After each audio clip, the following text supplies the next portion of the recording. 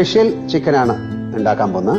അതായത് അതിൽ അധികം മസാലകളൊന്നുമില്ല, എല്ലാം ചതച്ചാണ് ഉണ്ടാക്കുന്നത്. ഉള്ളി, പച്ചമുളക്, ഇഞ്ചി, വെളുത്തുള്ളി, കരിവേപ്പില, പിന്നെ തേങ്ങ ഇങ്ങനെ ചുട്ടത്. നമുക്ക് ഈ ചുട്ട തേങ്ങ അത് ചതയ്ക്കാം, അത് ചതച്ച് മാറ്റി വയ്ക്കാം. എണ്ണ ഒഴിച്ചു, കടുക് പൊട്ടിക്കാം. കടുക് പൊട്ടി തുടങ്ങി അതിലേക്ക് നമുക്ക് ഇതൊക്കെ ഇടാം.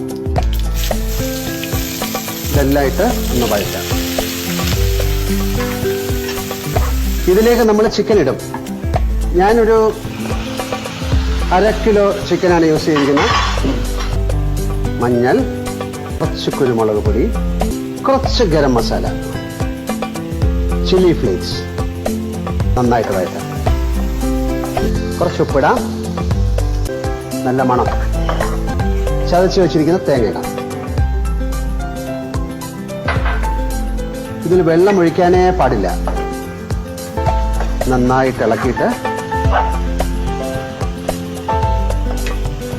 നമുക്കിത് അടച്ചു.